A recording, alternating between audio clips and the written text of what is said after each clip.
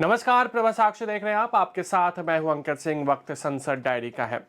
संसद ने बुधवार को खनिज तेल उत्खनन के लिए सिंगल परमिट प्रणाली लाने और समग्र ऊर्जा परियोजना के विकास के लक्ष्य वाले विधेयक को मंजूरी प्रदान कर दी।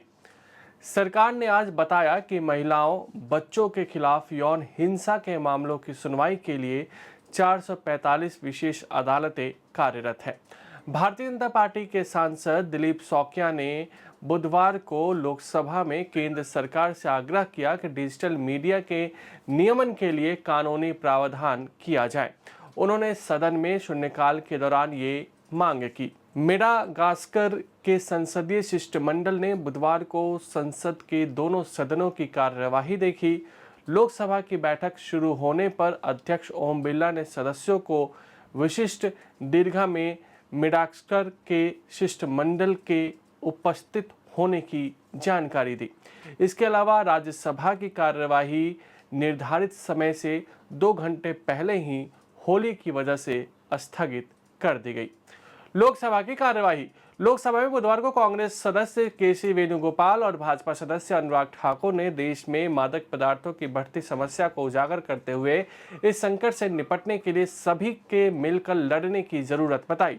शून्यकाल में वेणुगोपाल ने देश में खास करके अपने गृह राज्य केरल में मादक पदार्थों की समस्या का मुद्दा उठाया और कहा कि इसे लेकर सरकार तथा सभी संबंधित पक्षों को मिलकर काम करने की जरूरत है। कांग्रेस सांसद मनीष तिवारी ने बुधवार को लोकसभा में कहा कि पिछले कुछ साल में देश में तेल आयात का बढ़ना दुर्भाग्यपूर्ण स्थिति है और सरकार बताए कि वह पिछले 10 साल से तेल और प्राकृतिक गैस के आयात को कम करने की दिशा में क्या प्रयास कर रही है। केंद्रीय नवीन और नवीनकरणीय ऊर्जा मंत्री प्रहलाद जोशी ने बुधवार को देश में 100 गीगावाट सौर ऊर्जा सहित 222 गीगावाट अक्षय ऊर्जा उत्पादन का उल्लेख करते हुए विश्वास जताया कि प्रधानमंत्री नरेंद्र मोदी के नेतृत्व में 500 गीगावाट नवीनकरणीय ऊर्जा उत्पादन के लक्ष्य को जरूर प्राप्त किया जाएगा।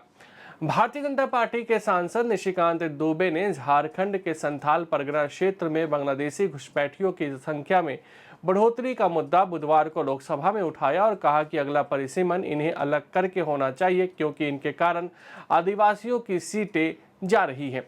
उन्होंने सदन में शून्यकाल के दौरान यह विषय उठाते हुए सरकार से यह आग्रह किया कि इस समस्या के समाधान के लिए संथाल परगना को अलग राज्य बनाया जाना चाहिए। डीएमके के सांसद एम कादिर आनंद ने बुधवार को लोकसभा में परिसीमन से जुड़ा मुद्दा उठाया और केंद्र सरकार से आग्रह किया कि सिर्फ जनसंख्या के आधार पर नहीं ये होना चाहिए तथा तमिलनाडु जैसे प्रगतिशील राज्यों की भावना का सम्मान किया जाना चाहिए। उन्होंने सदन में शून्यकाल के दौरान ये विषय उठाया। राज्यसभा की कार्यवाही।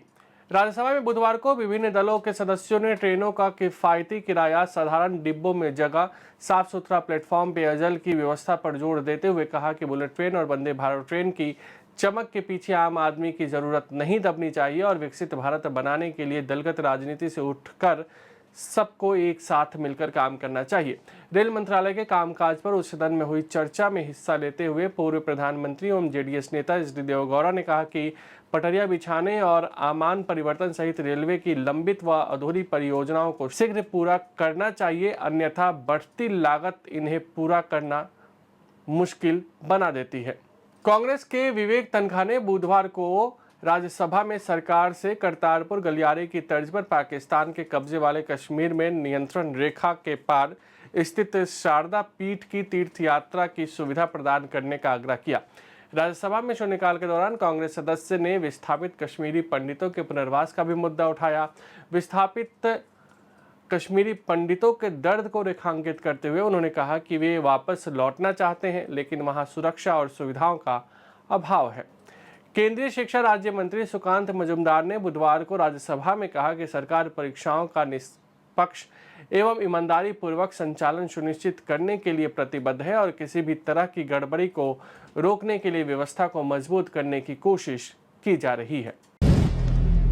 अगर आप भी लेना चाहते हैं देश दुनिया की तमाम जानकारी तो आज ही सब्सक्राइब करें हमारे चैनल को। साथ ही नीचे दिए बेल आइकन को जरूर दबाएं ताकि हर अपडेट आप तक पहुंच सके।